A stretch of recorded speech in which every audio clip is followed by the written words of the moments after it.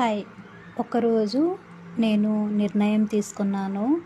రేపటి నుంచి నేను యోగా చేయాలి, సన్నబడాలనేసి గట్టిగా నిర్ణయం చేసుకున్నాను.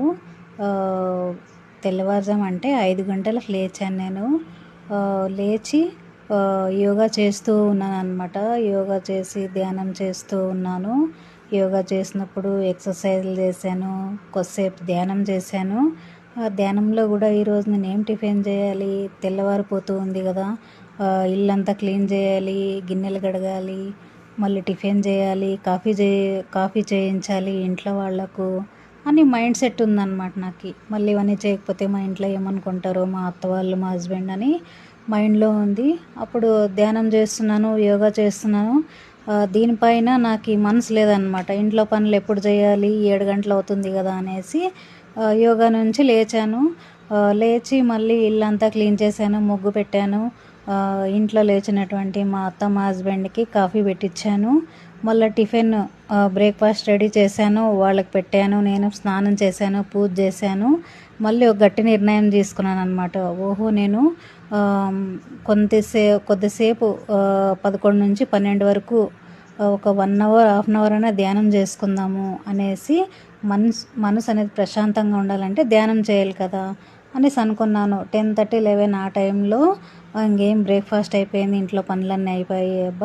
ఒక హాఫ్ అన్ అవర్ ధ్యానం చేసుకుందాము అనేసి ధ్యానానికి కూర్చున్నాను అన్నమాట. 11 గంటలకి చేసుకుంటా అంటే ఆ ధ్యానంలో కూడా మళ్ళీ 12 అవుతుంది, ఇంకా 1 గంట అవుతుంది కదా, ఏం చేయాలి ఈరోజు మధ్యాహ్నము, ఏం కర్రీ చేయాలి, ఏం చేయాలని అవగాహన వచ్చేసింది. మళ్ళీ లేచాను, మళ్ళీ వంట చేశాను మధ్యాహ్నంకి.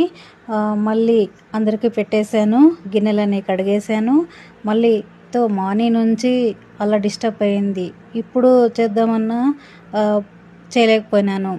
ఖచ్చితంగా ఈవినింగ్ టైం అన్నా నేను ఖచ్చితంగా ఒక 1 అవర్ ఉపయోగించాలి, ఎక్సర్సైజ్ చేయాలి, ధ్యానం చేయాలి, సన్నబడాలని నిర్ణయించుకున్నాను. మళ్ళీ ఏం చేశానంటే రొటీన్ అందరికీ వడ్డించాను, పెట్టాను, కడిగాను, అంతా అయిపోయింది. 3 గంటలు అయిపోయింది. ఆ టైంకి సర్లేబా అని నిశ్శబ్దంగా రూమ్లో కూర్చున్నాను, డిస్టర్బెన్స్ లేకున్నట్లా. మళ్ళీ మొదలు పెట్టాను అనమాట. కొంతసేపు యోగా చేశాను, ధ్యానం చేస్తూ ఉన్నాను. 4 గంటలు అవుతుంది. మా అత్తగారు టీవీ చూస్తూ రెస్ట్గా ఉంటారు, ఇంతసేపు అయినా నాకు టీ చేసి లేదు, స్నాక్స్ ఏమి ఇవ్వలేదని అనుకుంటారా అని మైండ్లో మెదులుతూ ఉందన్నమాట. నేను ఇంకా అది ఇకున్నా వాళ్ళు తిట్టుకుంటారు కదా అనేసి మళ్ళీ మధ్యలోనే ఆపేసి వాళ్ళకి స్నాక్స్ తయారు చేయించాను. మళ్ళీ తినుకుంటూ కూర్చున్నారు. మళ్ళీ 4:30 అయిపోయింది. మళ్ళీ ఏదైనా టీ ప్లాన్ చేయాలి కదా, టీ చేయించాను అనమాట. అవంతా అయిపోయి ఇట్లా కాదు, 5:30 కన్నా ఏదన్నా పర్ఫెక్ట్గా నేను చేయాలప్ప, ఈరోజు ధ్యానం చేయాలి, కొంచెం అన్నా మనము అటు ఇటు బాడీని కదిలించి ఎక్సర్సైజ్ చేయాలి అనేసి అనుకున్నాను.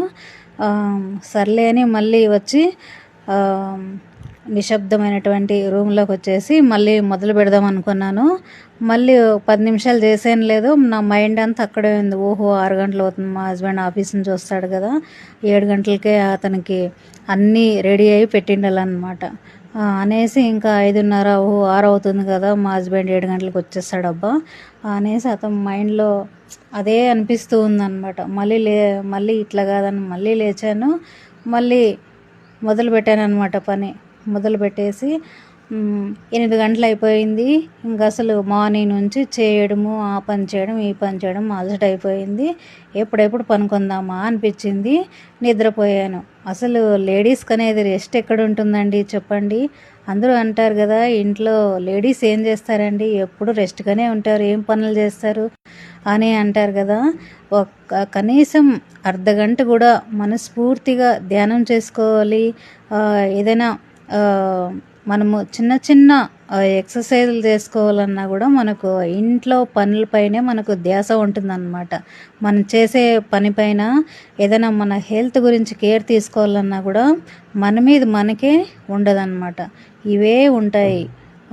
అందుకోసము మనకి లేడీస్కి అనేది ఇవే సరిపోతూ ఉంటాయి. మనకి ఇంట్లో ఎవరైనా సపోర్ట్ చేసే వాళ్ళు అనేవాళ్ళు ఉంటే, పెద్దవాళ్ళు కానీ ఎవరైనా కానీ, మనము ఇవి చేయగలము. అంతేగాని ఒంటరిగా మనం చేయలేమన్నమాట. మనకి ఎవరో సపోర్ట్ ఇస్తే మనము ప్రతి ఒక్క పనిలో కూడా మనం ముందడుగు అనేది వేయగలము.